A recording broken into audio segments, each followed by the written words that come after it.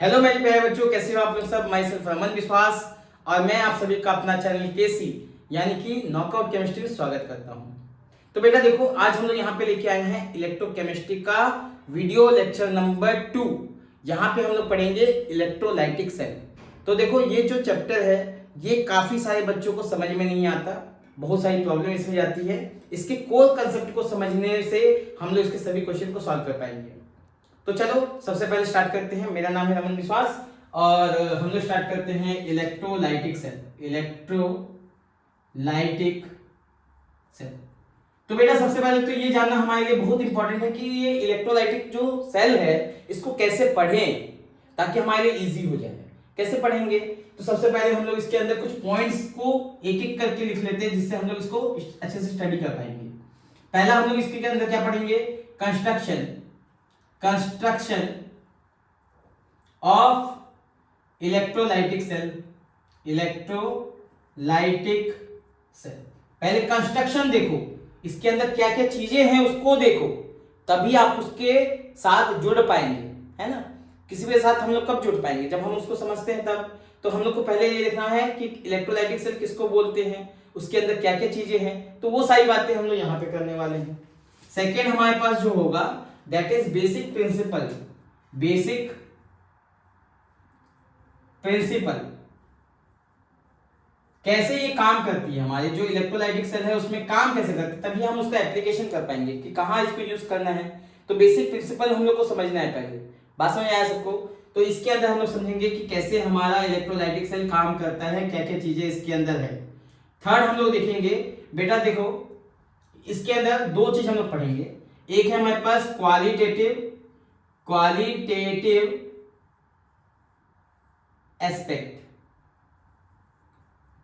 और दूसरा हमारे पास होता है क्वांटिटेटिव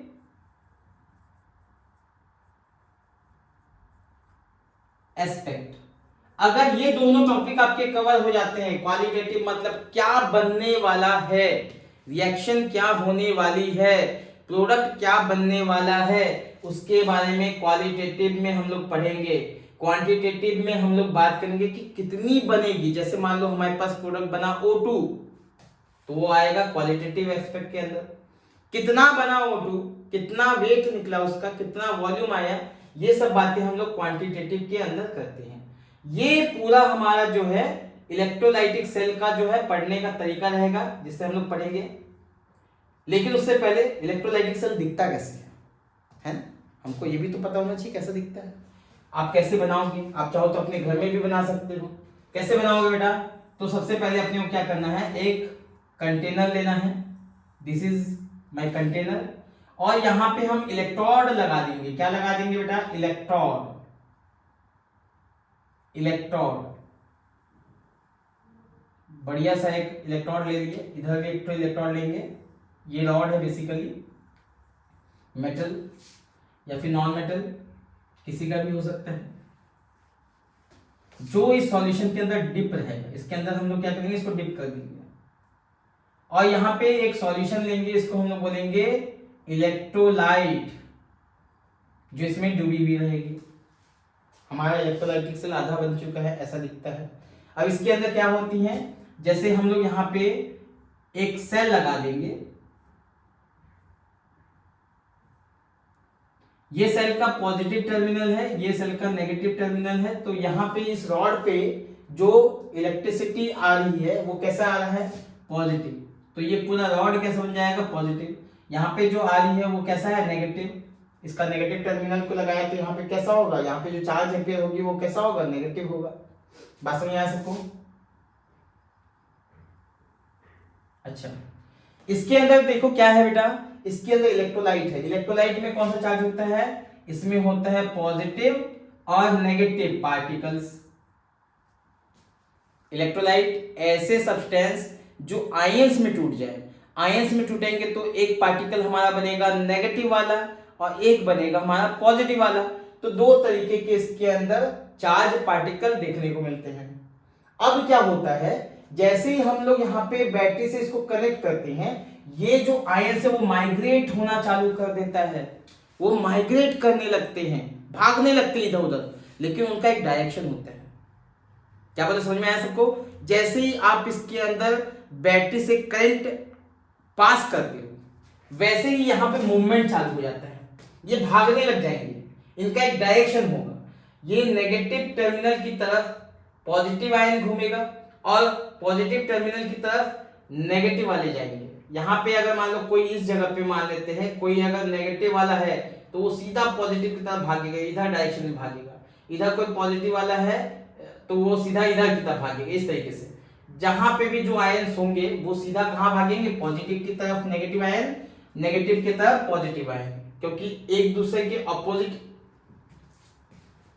क्यों भाग रहे, कोई क्यों भाग रहा है, नेगेटिव वाला पॉजिटिव की तरफ भी तो भागेगा, पॉजिटिव वाला नेगेटिव की तरफ भी तो भागेगा। क्यों भागेगा, ताकि अपने आप को न्यूट्रलाइज कर सके। क्यों, क्योंकि अपने आप को न्यूट्रलाइज करना है, यानी कि वो स्टेबल नहीं है, वो स्टेबल नहीं है, इसलिए भाग रहे हैं। भाग के अपने आप को क्या करेगा, न्यूट्रलाइज करेगा। तो ये पूरा जो सेटअप है इसे हम लोग बोलते हैं इलेक्ट्रोलाइटिक सेल।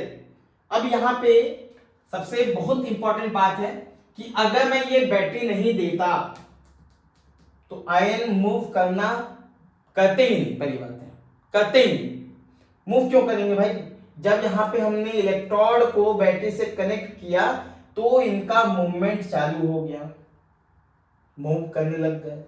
तो इसका मतलब इलेक्ट्रिकल एनर्जी देने के बाद, इलेक्ट्रिकल एनर्जी देने पर यहां पे ये आयंस इलेक्ट्रोड की तरफ जाते हैं और वहां पे कुछ रिएक्शंस करते हैं जिसे हम लोग बोलते हैं केमिकल एनर्जी, केमिकल एनर्जी, यानी कि रेडॉक्स रिएक्शन।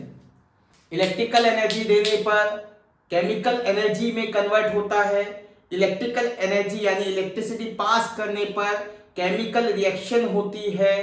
केमिकल रिएक्शन कौन सी रिएक्शन, रेडॉक्स रिएक्शन, जहां पे इलेक्ट्रॉन का लेन देन होगा, एक इलेक्ट्रॉन लेगा तो दूसरा स्पीसीज इलेक्ट्रॉन देने का काम करेगा। इस तरीके से हमारे पास electrical energy converts to chemical energy.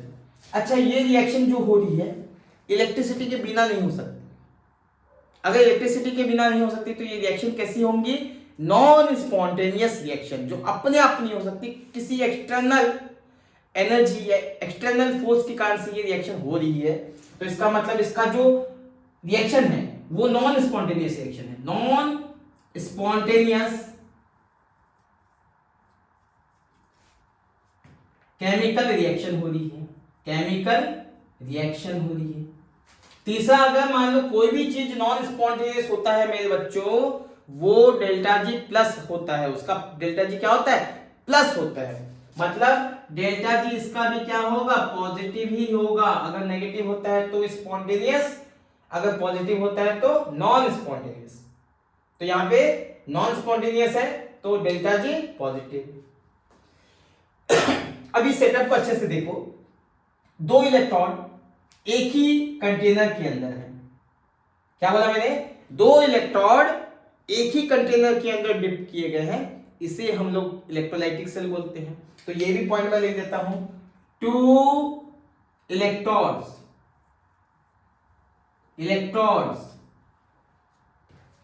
present in a same container, एक ही कंटेनर के अंदर दोनों इलेक्ट्रॉन प्रेजेंट है। ये हमारे कुछ इंपॉर्टेंट पॉइंट्स हो गए इलेक्ट्रोलाइटिक सेल के बारे में। बढ़िया से इसको देख लो, ये मैंने बना दिया है आपके लिए और ये कुछ पॉइंट्स लिख दिए इससे रिलेटेड। चलो नेक्स्ट,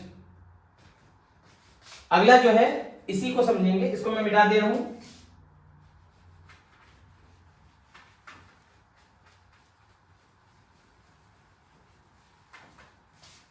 अब देखो नेक्स्ट, ये जो हमारे पास कंटेनर है, इस कंटेनर के अंदर ए जो है वो इस इलेक्ट्रॉन में जाके कुछ रिएक्शन करेगा। क्या करने वाला है बेटा, ये वहां जाके अपना इलेक्ट्रॉन लॉस करेगा। लॉस ऑफ इलेक्ट्रॉन को ही ऑक्सीडेशन बोलते हैं। मतलब ये इस टर्मिनल में जाके अपना इलेक्ट्रॉन देगा, जिसके कारण से यहाँ पे इलेक्ट्रॉन बढ़ता जाएगा। एक समय के बाद इलेक्ट्रॉन की डेंसिटी यहाँ बढ़ने लगेगी, तो यहाँ पे एक्चुअली हो क्या है, ऑक्सीडेशन। ऑक्सीडेशन जहां होता है उसको बोलते हैं एनोड। एनोड, ये हमारा क्या है, एनोड है। यहां पे अगर मैं बात करूं तो नेगेटिव आयन एनोड पे गया तो पॉजिटिव आयन कैथोड पे जाएगा। तो यहाँ पे एक्चुअली वो जा क्यों रहा है, पहले ये समझ लेते हैं। यहाँ पे जाके वो इलेक्ट्रॉन को एक्सेप्ट करेगा, वहां से चुराने का काम करेगा। तो यहाँ पे जाएगा, इलेक्ट्रॉन एक्सेप्ट करेगा। इलेक्ट्रॉन एक्सेप्ट करने को हम लोग बोलते हैं reduction. This is called reduction. और ये जो रिडक्शन हो रही है वो कहां पे हो रही है, कैथोड में। कैथोड में रिडक्शन हो रही है, एनोड में ऑक्सीडेशन हो रहा है, ओवरऑल रेडॉक्स हो रहे हैं। ठीक, अच्छा। तो बेटा यहां पे जो करंट है, यहां पे जो करंट है, करंट वो फ्लो कर रही है। क्या कर रही है, करंट फ्लो कर रही है। फ्लोज, पूरा सर्किट घूम रहा है यहाँ पे, इलेक्ट्रिसिटी यानी करंट हमारा जो है पूरे सर्किट में है। तो अब यहाँ पे दो तरीके के सर्किट है, ठीक है, फ्लो कर रहे हैं, दो तरीके से फ्लो कर रही है। इनसाइड दी सेल, तो यहां पे इनसाइड दी सेल कैसा फ्लो कर रही है उसको समझेंगे। तो पहले उसको समझ लेते हैं अपन, इनसाइड दी सेल, या ऐसा कर लेते हैं, inside the cell and outside the cell दोनों को साथ में पढ़ते हैं। इनसाइड द सेल, आउटसाइड मतलब ये वाला जो एक्सटर्नल सर्किट है उसकी बात कर रहे हैं। Outside the cell, outside the cell. तो देखो बच्चों, इनसाइड दी जो सेल है उसमें कंडक्टेंस कैसे हो रहा है, बाय आयंस इलेक्ट्रोलाइट। कंडक्टेंस या conduction takes place by electrolytes. Electrolyte ही क्या करें, कंडक्शन कर रहे हैं। यहां पे कैसा हो रहा है, यहां पे कोई इलेक्ट्रोलाइट नहीं है, यहां इलेक्ट्रॉन मूव कर रहे हैं। तो यानी कंडक्शन कौन कर रहा है, इलेक्ट्रॉन के थ्रू हो रहा है। यहां पे जो है conduction is through electrons, conduction is through electrons. तो जो इलेक्ट्रॉन्स अगर कंडक्ट करते हैं तो उसे हम लोग बोलते हैं इलेक्ट्रॉनिक कंडक्शन। तो इसको हम लोग क्या बोलेंगे, इलेक्ट्रॉनिक कंडक्शन। और यहां पे क्या हो रहा है बेटा, इलेक्ट्रोलाइट के थ्रू कंडक्शन हो रहा है, तो हम लोग बोलेंगे इलेक्ट्रोलाइटिक कंडक्शन। इलेक्ट्रोलाइटिक कंडक्शन, तो दो तरीके से कंडक्शन हो रहा है, इनसाइड द सेल इलेक्ट्रोलाइट के थ्रू, आउटसाइड द सेल यानी बाहर जो है वो इलेक्ट्रॉन्स के थ्रू। अब एक चीज समझना है कि जो नेगेटिव पार्टिकल है वो जिधर मूव करता है उसके अपोजिट में करंट फ्लो करता है। क्या बोला, फिर से वापस से, नेगेटिव पार्टिकल जिधर मूव करता है उसके अपोजिट में करंट फ्लो करता है। तो यहां पे पहले नेगेटिव पार्टिकल को खोजो। नेगेटिव पार्टिकल कहां की तरफ मूव कर रहा है, एनोड की तरफ। नेगेटिव पार्टिकल एनोड की तरफ, इसका मतलब यहां पे जो करंट का फ्लो होगा एनोड से कैथोड की तरफ, करंट फ्लोज एनोड से कैथोड। ये एनोड है, ये कैथोड है। लेकिन अगर मैं यहां पे बात करूं एक्सटर्नल सर्किट हमारा जो है, यहां पे इलेक्ट्रॉन इधर मूव कर रहे, इलेक्ट्रॉन का डायरेक्शन कैसा है, ऐसा इलेक्ट्रॉन जा रहा है। तो करंट का कैसा डायरेक्शन होगा, ये वाला डायरेक्शन होगा, करंट फ्लोज। तो इसी को अपन चाहे तो लिख भी सकते हैं। यहां पे क्या लिखेंगे, अगर मैं लिखना चाहूं तो क्या लिख सकता हूं कि करंट का जो फ्लो होगा इनसाइड द सेल एनोड से कैथोड की तरफ होगा, लेकिन आउटसाइड दी सेल जो है कैथोड टू एनोड होगा। और इस तरीके से पूरा सर्किट हमारा कंप्लीट होता है, पूरा सर्किट कंप्लीट होता है। अगर मान लो बीच में ये पूरा प्रोसेस चल रहा है और किसी इलेक्ट्रोड को मैंने हटा दिया तो ये इमीडिएटली तुरंत ये स्टॉप हो जाएगा, यहाँ पे रिएक्शन बंद हो जाएंगे। क्यों बंद होगा, क्योंकि बिना एनर्जी का, हमने पहले ही देखा था कि बैटरी का जो टर्मिनल है, बैटरी से जो टर्मिनल जो है कनेक्ट किए हैं यहाँ पे, उससे जैसे ही इलेक्ट्रिसिटी पास होती है, मतलब ये इलेक्ट्रोलाइट से इलेक्ट्रिसिटी पास होगी तभी जाके हमारा रिएक्शन होता है। अगर पास नहीं होगी तो होगा ही नहीं। अब इलेक्ट्रॉन निकाल दोगे तो फिर इलेक्ट्रिसिटी कहां से आएगी, कैसे पास होगी वहां से, बात हो जाएगा, सर्किट ब्रेक हो जाएगा। तो यानी कि वहां पे रिएक्शन हमारी स्टॉप हो जाएगी। समझ में आ गया सबको? तो कोई पूछे कि कभी भी अगर मान लो कोई इलेक्ट्रोलाइटिक सेल है और उसमें मान लो रिएक्शन हो रही है, कौन सा रिएक्शन? इलेक्ट्रोलाइसिस हो रही है। इलेक्ट्रोलिसिस बोलो या लाइसिस बोलो, जैसा मन करे वैसा बोलो, बस लिखना यही है इलेक्ट्रोलाइसिस। अगर इलेक्ट्रोलाइसिस हो रही है तो यहां पे हम लोग बोलेंगे कि इलेक्ट्रॉन को निकालने पर ये इलेक्ट्रोलाइसिस स्टॉप हो जाएगी। क्या हो जाएगी? स्टॉप हो जाएगी। क्लियर सबको?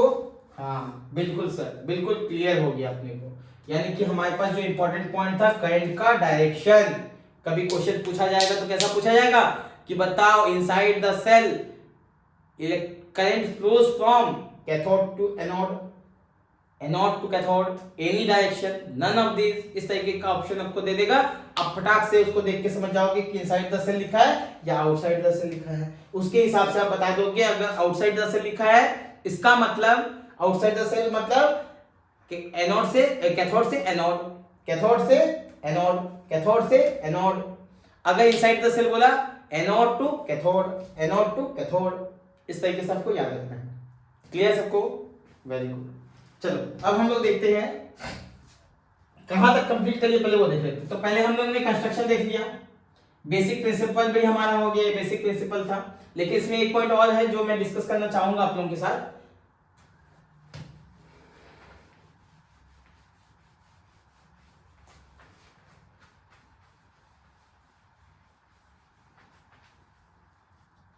ये है बेटा कि देखो ये जो आयन हमारे पास दिखाई दे रहे हैं, ये जो आयन हमको दिखाई देते हैं, ये इनके पास डिपॉजिटिंग पोटेंशियल होती है। एक हम लोग टर्म नया इंट्रोड्यूस करवा रहा हूं आप लोगों के पास, डिपोजिशन पोटेंशियल।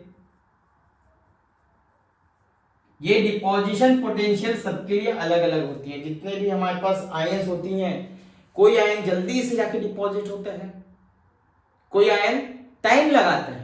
तो जितना जल्दी वो डिपॉजिट होगा उसे हम लोग क्या बोलेंगे? डिपॉजिटिंग टेंडेंसी, डिपॉजिटिंग या डिपॉजिशन टेंडेंसी।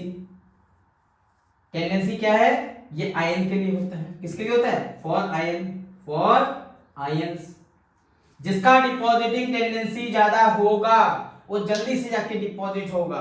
अगर ये जल्दी से डिपॉजिट हो रहा है तो इसका मतलब बैटरी को ज्यादा वर्क नहीं करना पड़ता, उसी को हम लोग क्या बोलेंगे? Deposition potential for batteries. Battery को क्या काम करना पड़ रहा है?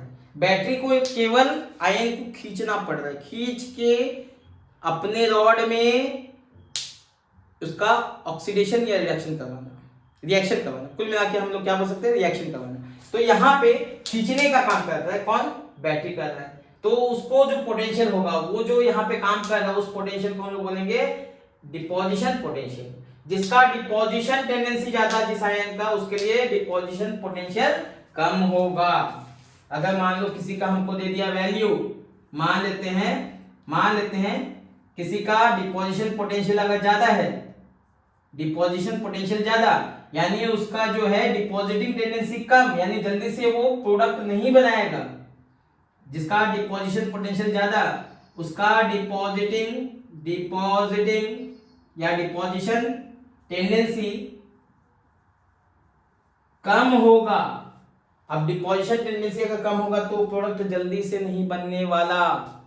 तो कई बार हमको क्वेश्चन में दे देगा डिपोजिशन पोटेंशियल अगर वैल्यू दे दिया गया है तो आपको देखना है कि जिसका पोटेंशियल कम है वो जल्दी से डिपॉजिट हो जाएगा, जिसका वैल्यू ज्यादा है वो टाइम लगाएगा। उसका जस्ट ऑपोजिट टेंडेंसी है या पोटेंशियल है वो भी चेक करना है। अगर टेंडेंसी दिया है तो ज्यादा वाले को जल्दी से डिपॉजिट हो जाएगा। बात समझ आया सबको? हाँ या नहीं? एक बार देख लो यहाँ पे फटाक से। For an electrolyte, for electrolytes ऐसा लिख लो, फॉर आयंस ऐसा लिखो, फॉर आयंस डिपॉजिटिंग या deposition tendency is as follows. मान लो ए है, ए प्लस आयन है, बी प्लस आयन है, सी प्लस आयन है, डी प्लस आयन है। इसका डिपोजिशन जो टेंडेंसी है मान लेते हैं 0.2 है, इसका 0.4 है, इसका 0.3 है, इसका 0.01 है, इस तरीके से। तो अलग अलग डिपोजिशन टेंडेंसी है हमारे पास। सबसे ज्यादा किसका बेटा डिपोजिशन टेंडेंसी किसका सबसे ज्यादा? इसका। तो इसका मतलब ये जल्दी से क्या होगा? डिपॉजिट हो जाएगा। ये जल्दी से डिपॉजिट हो जाएगा। डिपॉजिट फास्टर, डिपॉजिट, या इसका जो रिएक्शन होगा, रिएक्शन इज फास्टर, ये सबसे तेज रिएक्शन करेगा। जिसका डिपोजिशन पोटेंशियल मान लेते हैं, हम लोग बात करते हैं for ions deposition potential, potential A plus है, बी प्लस है, सी प्लस है, डी प्लस है। अब मान लेते हैं इसका 0.2, 0.4, 0.3, 0.01। फिर से वही सेम डेटा लेता हूं। यहां पे क्या दिया? डिपोजिशन पोटेंशियल, मतलब बैटरी के लिए बोला गया है। तो यहां पे जिसका वैल्यू सबसे कम वो जल्दी से डिपॉजिट होगा, मतलब reaction is faster, reaction will be faster, will be faster. इसके लिए रिएक्शन फास्टर हो जाएगा, यहाँ पे इसके लिए रिएक्शन फास्टर हो जाएगा, रिएक्शन विल बी हो जाएगा, reaction reaction will be faster, will be faster. Clear सबको? इसके लिए रिएक्शन फास्टर होगा, क्यों? डिपॉजिटिंग टेंडेंसी है यहाँ पे, आयंस की टेंडेंसी, यहाँ पे बैटरी की टेंडेंसी। क्लियर सबको? Very good. अब हम लोग बात करते हैं आगे। मान लेते हैं इलेक्ट्रोलाइटिक सेल है हमारे पास, इलेक्ट्रोलाइटिक सेल।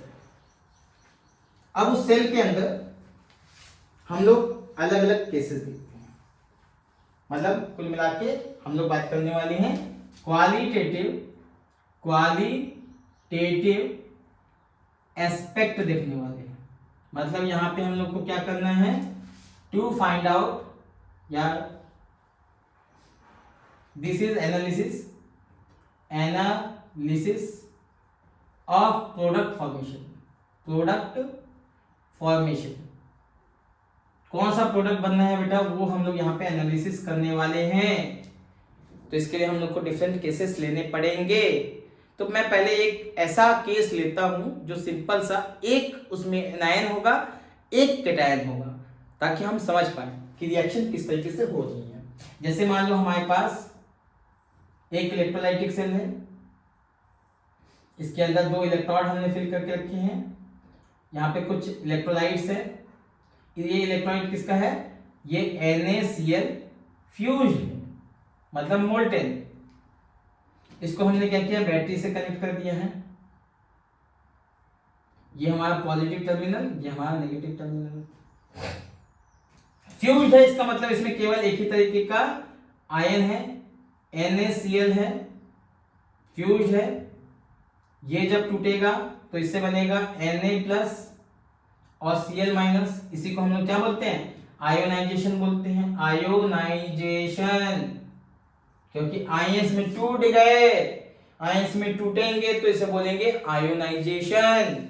अब ये जो आयोनाइजेशन के बाद जो स्पीसीज है, इसी का क्या होता है? इलेक्ट्रोलिसिस होता है। मतलब यहाँ पे एक्चुअली हो क्या रहा है उसको समझते हैं। ये अपना चार्ज खत्म करेंगे। क्या करेंगे? चार्ज खत्म करेंगे। कैसे खत्म करेंगे? तो ये हमारे पास हो गया एनोड और ये हो गया हमारे पास कैथोड। अब खुद अपने दिमाग लगाना, 2 तरीके के पार्टिकल्स हैं हमारे पास, 2 पार्टिकल्स हैं और 2 इलेक्ट्रोड हैं। ये एनोड है और ये कैथोड है। तो एनोड की तरफ कौन भागेगा? नेगेटिव पार्टिकल, और भाग के क्या करेगा? ऑक्सीडेशन करेगा। कैथोड की तरफ कौन भागेगा? पॉजिटिव पार्टिकल, जाके क्या करेगा? रिडक्शन। तो यहां पे रिडक्शन होगा, रिडक्शन, यहां ऑक्सीडेशन, यहां रिडक्शन। अब जो नेगेटिव पार्टिकल है, जैसे हमारे पास यहाँ पे Cl- है, वो यहाँ जाके ऑक्सीडेशन करेगा, मतलब लॉस ऑफ इलेक्ट्रॉन करेगा। तो हमको मालूम है कि Cl जो होता है Cl2 के फॉर्म में स्टेबल होता है, वो गैसियस प्रोडक्ट बनाता है Cl2, है ना। उसका एटॉमिसिटी कितना होता है, यानी कि वो डायएटॉमिक गैस होता है ना। तो Cl2 बनता है गैस। तो यहाँ पे अगर Cl2 बनने होंगे तो एटम को बैलेंस कर लो। तो एटम यहाँ पे कितने 2 और यहाँ पे कितने 1, तो यहाँ पे हम लोग इसको 2 लगा देते हैं।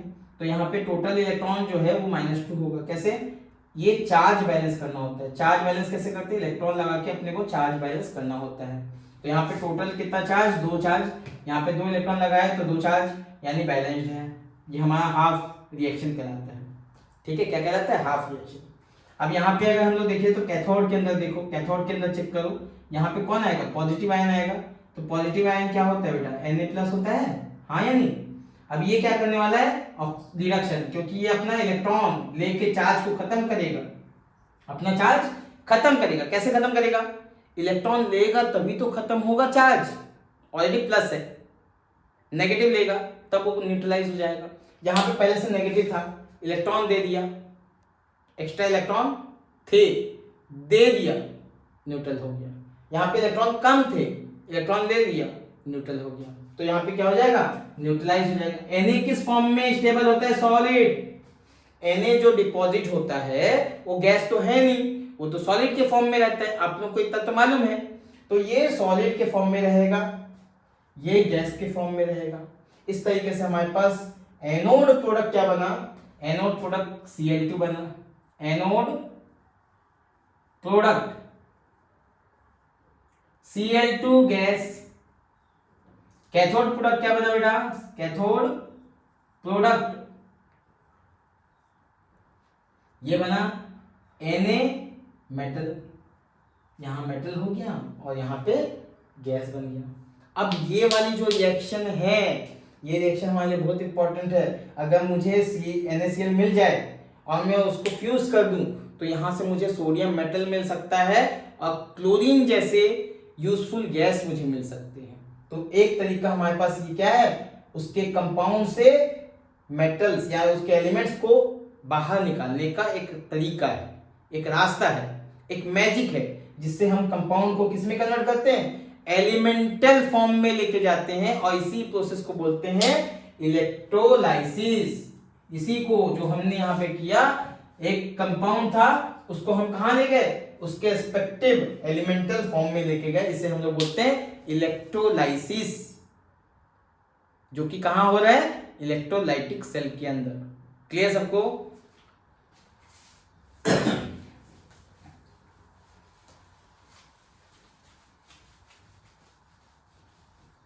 तो यानी कि ओवरऑल मैं अगर लिखूं तो NaCl फ्यूज्ड था, उससे क्या बना, Na सॉलिड बन गया और यहाँ पे Cl2 गैस बन गया। इस पूरी रिएक्शन को मैं क्या बोलूंगा, इलेक्ट्रोलिसिस या लाइसिस, इलेक्ट्रोलाइसिस। क्लियर सबको, वेरी, ये होने वाली है। लेकिन लेकिन लेकिन थोड़ा रुको रुको रुको, ठहरो थोड़ा सा। ये तो एक था, मतलब एक एनायन एक कैटायन था। अगर इसमें कुछ ज्यादा ही इलेक्ट्रोलाइट आ जाए तो क्या करेंगे, तो क्या यही प्रोडक्ट बनेगा, वहां कंपटीशन आ जाएगा। क्या जाएगा, competition.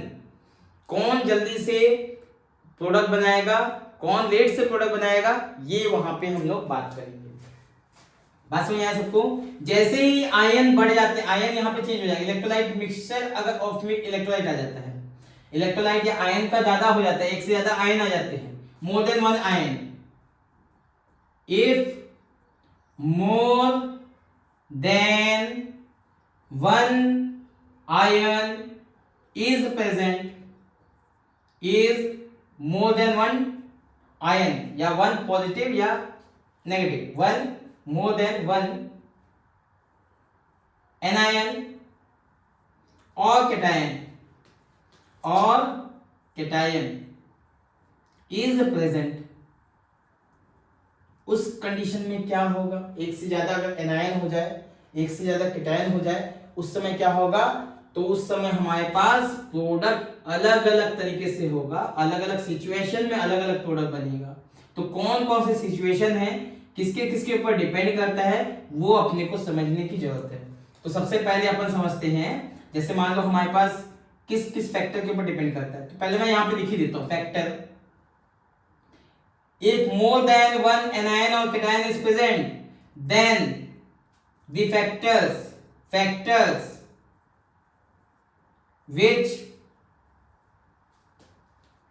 which affect the products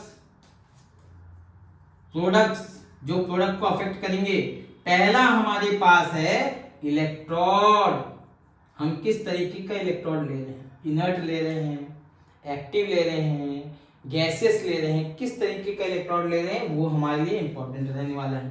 दूसरा जो कि मैं ऑलरेडी बता चुका हूं, किसी भी आयन के पास डिपोजिशन टेंडेंसी होता है, उस टेंडेंसी की वजह से उसका रिएक्शन फास्टर होता है। तो जो पहले रिएक्शन देगा तो वही तो प्रोडक्ट बनेगा, हाँ या नहीं बताओ, खुद सोच के देखो। कोई रिएक्शन होता ही नहीं चाहता, बहुत स्लो रिएक्शन हो रही है, कोई बहुत फास्ट रिएक्शन है, जो भड़ भड़ भड़ भड़ भड़ रिएक्शन हो जाएगी, प्रोडक्ट बन जाएगा। बात समझ आया? तो वही तो मेन प्रोडक्ट होगा। ठीक है, तो दूसरा क्या है, वो है डिपोजिशन टेंडेंसी। तीसरा एक होता है फैक्टर बेटा, तीसरा फैक्टर होता है, वो होता है कंसंट्रेशन। और एक फैक्टर होता है, वो होता है ओवर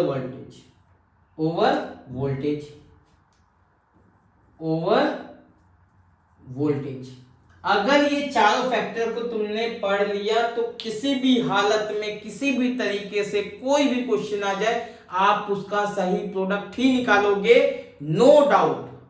चाहे वो एडवांस का क्वेश्चन क्यों ना हो जाए, आपने अगर ये चार चीज समझ लिया तो समझ लो आपके हर एक क्वेश्चन सॉल्व होने वाले हैं, हर एक क्वेश्चन का आंसर आप सही निकालोगे, कभी कंफ्यूजन क्रिएट होगा ही नहीं। लेकिन एक चीज और समझना पड़ेगा, जब भी हम कभी, इसको बता दूं मैं, देख लो, ठीक, जब भी मैं कभी इस तरीके का सिचुएशन बताता हूं जिसमें एक से ज्यादा आयन होते हैं, तो यहां पे सबसे इंपॉर्टेंट हो जाता है वाटर।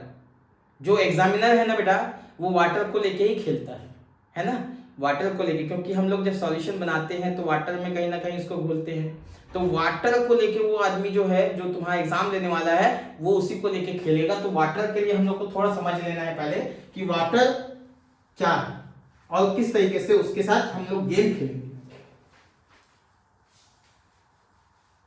वो हमारे साथ खेलेगा, हम उसके साथ खेलेंगे, है ना?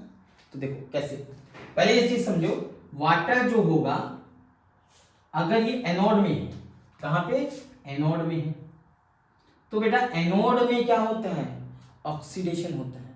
और जब भी ऑक्सीडेशन होगा तो वहां से क्या निकलेगा, ऑक्सीजन गैस। क्या निकलेगा बेटा, ऑक्सीजन गैस। क्यों सर ऑक्सीजन गैस क्यों निकला, हाइड्रोजन क्यों नहीं निकला? बेटा ऑक्सीडेशन हो रहा है। यहाँ पे ऑक्सीजन का कितना है, ऑक्सीडेशन स्टेट क्या है, -2, ठीक। यहाँ पे कितना है, 0। तो बेटा देखो, ये इलेक्ट्रॉन लॉस करेगा तभी तो ये आएगा, 0 तभी बनेगा जब यहाँ से इलेक्ट्रॉन लॉस होगा, हाँ या नहीं बताओ, खुद देखो। ऑक्सीजन का यहाँ पे जो उसका जो ऑक्सीडेशन स्टेट है, ऑक्सीजन का ऑक्सीडेशन स्टेट -2 है, ठीक। यहाँ पे कितना है, 0। तो यहाँ पे क्या हुआ, लॉस ऑफ इलेक्ट्रॉन हुआ, तभी तो ये पॉजिटिव की तरफ बढ़ेगा। पॉजिटिव की तरफ गया मतलब रिडक्शन हुआ, सॉरी ऑक्सीडेशन हुआ। ऑक्सीडेशन क्या हुआ, ऑक्सीडेशन हुआ यहाँ पे। अब अगर ऑक्सीडेशन हो रहा है, O2 बन रहा है, तो बाकी को सब बैलेंस कर लो, आप रिएक्शन को बैलेंस कर लो। कितने कितने ऑक्सीजन आपको दिखाई दिए, 2। यहाँ पे कितने, 1, तो इसको बैलेंस करो, तो कितने हाइड्रोजन हो गए, 4।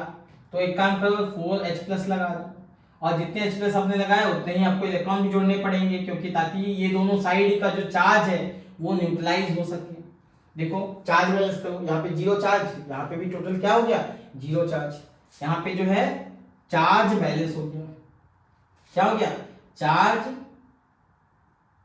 बैलेंस्ड, यानी हमारा रिएक्शन सही हो गया। बस इतना याद रखना है, जब भी कभी ऑक्सीडेशन हो रहा है तो वाटर का O2 बनेगा, और जब भी कभी कैथोड की बात करें तो यहाँ पे रिडक्शन हो रहा होगा, रिडक्शन, और रिडक्शन होगा बेटा तो यहाँ पे वाटर जो है 2H2O ये बनाएगा H2, क्या बनाएगा H2। फिर से ध्यान सुनो, यहाँ पे हाइड्रोजन का कितना है ऑक्सीडेशन स्टेट +1, ऑक्सीडेशन स्टेट यहाँ पे कितना 0, तो ये नेगेटिव की तरफ बढ़ा, देखो यहाँ पे इसका ऑक्सीडेशन नंबर घट गया, कम हो गया, रिड्यूस हो गया, तो इसको हम लोग बोलेंगे रिडक्शन। कितने हाइड्रोजन है बेटा यहाँ पे, टोटल हमने 4 लिए। क्यों 4 लिए सर, अपने को तो समझ में नहीं आया कैसे हम लोग करेंगे। तो देखो बेटा एक काम करो, H2O ले लेते हैं, आपकी खुशी मेरी खुशी, H2O ले लेते हैं। H2O लेने के बाद यहाँ पे कितने ऑक्सीजन है, एक ऑक्सीजन दिखाई दिया, तो ऑक्सीजन को बैलेंस करना है OH माइनस, किससे करेंगे OH माइनस लगा के। अब जैसे ही मैं यहाँ पे OH माइनस लगा देता हूं तो हाइड्रोजन 3 हो जाते हैं, तो मैं एक काम करता हूं इसको 2 कर देता हूं, तो हाइड्रोजन कितने हो गए 4 हो गए, ऑक्सीजन कितने हो गए 2 हो गए, तो वापस से यहाँ पे लगाऊंगा। अब यहाँ पे देखोगे तो टोटल जो चार्ज है कितना है -2 हमारे पास चार्ज दिखाई दे रहे हैं, तो मैं यहाँ पे क्या करूंगा 2 इलेक्ट्रॉन को एक्सेप्ट करा दूंगा, 2 इलेक्ट्रॉन एक्सेप्ट होते ही ये हमारा रिएक्शन तैयार। तो वाटर के लिए ये दोनों रिएक्शन हमारे लिए बहुत इंपॉर्टेंट है, इसके बिना हम लोग काम नहीं कर पाएंगे, क्योंकि प्रोडक्ट बनाना है। अब प्रोडक्ट बनेगा तो आप केवल इतना याद कर लो कि एनोड पे जब भी ऑक्सीडेशन होगा तो वाटर ऑक्सीजन बनाएगा, क्या बनाएगा ऑक्सीजन, और यहाँ पे जब भी कैथोड की बात करें तो यहाँ पे क्या होगा हाइड्रोजन बनेगा। अच्छा, इसको और सिंप्लीफाइड अगर मैं करता, ध्यान से सुनेंगे, मैं H2O लिखता, H2O को मैं तोड़ देता, H+ मैं लिख देता और मैं OH माइनस लिख देता। अब यहाँ पे H+ पॉजिटिव आयन कहाँ जाएगा कैथोड की तरफ, तो कैथोड का रिएक्शन क्या होगा, कैथोड का रिएक्शन में H+ भागेगा, इलेक्ट्रॉन गेन करेगा और यहाँ से H2 बनाएगा, तो यहाँ पे 2H+ + 2 electron plus 2 electron gives you H2, ये बन जाता। ठीक है, इसमें कोई दिक्कत नहीं है। एनोड में क्या लिखता मैं, एनोड में लिखता OH माइनस, OH माइनस से क्या बनेगा बेटा O2 बनेगा, सही है O2 बनेगा, तो यहाँ पे मैं क्या लिखता 2OH माइनस लिखता। ठीक है, अब 2OH माइनस अगर है तो कितने ऑक्सीजन निकल गए 2 ऑक्सीजन निकल गए। ठीक, अब यहाँ पे हाइड्रोजन है तो H+ लिख दो, कितना H+, 2H+, सही है, 2 ऑक्सीजन माइनस और ये 2 प्लस। अब ये बताओ 2 माइनस है और यहाँ पे 2 प्लस है, तो बताओ इसको कितने इलेक्ट्रॉन लॉस करने पड़ेंगे, इसको लॉस करने पड़ेंगे टोटल 4 इलेक्ट्रॉन, तभी ये बैलेंस हो पाएगा। ठीक है, तो ओवरऑल ये भी लिख सकते थे, मैं यही तो लिखा हूं, देखो यहाँ पे O2 plus 2H+ plus 4 electron, यहाँ पे मैंने वही लिखा है। दोनों को रिएक्शन को मिलाओगे तो ओवरऑल हमारे पास वाटर का ही, ये दोनों को मिलाने पर जो आएगा यहाँ पे मिलाने पर भी वही आएगा। बात समझ आया सबको, क्लियर है, हाँ या नहीं, वेरी गुड, क्लियर है। तो सर वाटर क्यों लिखेंगे जब यहां से हमारे पास बन जाता है, तो H+ से भी काम चल रहा है, OH माइनस से भी काम बन रहा है, तो हम लोग इसी रिएक्शन को सोच लेते हैं। यहाँ पे इनके बारे में आपने क्यों बोला तो देखो बेटा सिंपल सा बात है H+ कहां से आता है, H+ एसिड से आता है। ठीक है, एसिड से आता है। OH कहां से आता है, बेस से आता है। लेकिन अगर कोई एसिड या बेस हो तो वो जल्दी से आयोनाइज हो जाते हैं, लेकिन वाटर जो है जल्दी से डिसोसिएट नहीं होता। इसका मतलब वाटर से निकलने वाले H+ और एसिड से निकलने वाले H+ दोनों का पोटेंशियल अलग अलग होने वाला है। यानी वाटर से निकलने वाले H+ का पोटेंशियल अलग है और एसिड से निकलने वाले H+ का पोटेंशियल अलग होगा, दोनों को सेम नहीं सोच सकते, दोनों सेम नहीं हो सकता। उसी तरीके से बेस के लिए अगर मैं बोलूं तो बेस जल्दी से आयोनाइज हो जाएगा। आयोनाइज जब हो जाएगा वो जल्दी से, तो इसका मतलब उसमें कम एनर्जी लगेगी। लेकिन हम लोग अगर वाटर की बात करें तो वाटर का डिसोसिएशन जल्दी नहीं होता, उसका डिसोसिएशन कांस्टेंट बहुत कम होता है। तो इसका मतलब ये है कि वाटर का पोटेंशियल और किसी बेस का पोटेंशियल, दोनों में डिफरेंस है। तो हमको ये देखना पड़ता है कि ये H+ कहाँ से आया, एसिड से या वाटर से, ये बेस से आया OH या वाटर से OH आया, वो देखना पड़ेगा। तो उससे अच्छा बेहतर क्या है, आप वाटर के लिए वाटर लिखो, कोई दिक्कत नहीं है। जो भी वाटर है, वाटर का अपना एक रिएक्शन है, उस रिएक्शन के अकॉर्डिंग हम लोग काम करेंगे। ठीक है, समझ में आया? तो यहाँ पे मैं लेक्चर को बंद करता हूँ, स्टॉप करता हूँ। अब बाकी जो बचा हमारे पास, ये जो टॉपिक्स हैं जो मैं यहाँ पे लिखा हूँ, इलेक्ट्रॉड हो गया, डिपोजिशन टेंडेंसी हो गया, कंसंट्रेशन हो गया, ओवर वोल्टेज हो गया, ये सब हम लोग केस के थ्रू स्टडी करने वाले, एक एक केस लेंगे और उसको स्टडी करेंगे, जिससे आप लोगों को पूरा अच्छे से क्लियर हो जाएगा। क्योंकि एक बड़ी सी वीडियो बनने से अच्छा छोटे छोटे पार्ट में हम लोग एक एक कंसेप्ट को लेके बात करें तो ज़्यादा बेटर है। तो इसके क्वेश्चन भी मैं लेके आऊँगा नेक्स्ट टाइम अगले वीडियो में। तब तक आप पढ़ते रहिए, और अगर आपको ये वीडियो अच्छी लगे तो उसे लाइक कीजिए, सब्सक्राइब कीजिए, हमारे साथ जुड़िए। मैं बस इतना ही बोल सकता हूँ, बाकी आपकी मर्जी है। तो ओके, ऑल द बेस्ट। अच्छा, एक चीज और, इलेक्ट्रोकेमिस्ट्री को बहुत दिल से पढ़ना होता है, दिमाग का यूज तो करेंगे ही, लेकिन साथ में दिल भी लगाना पड़ेगा, किसी और के साथ नहीं, इलेक्ट्रोकेमिस्ट्री के साथ। ठीक है, तो चलो ठीक है, मिलते हैं नेक्स्ट लेक्चर में।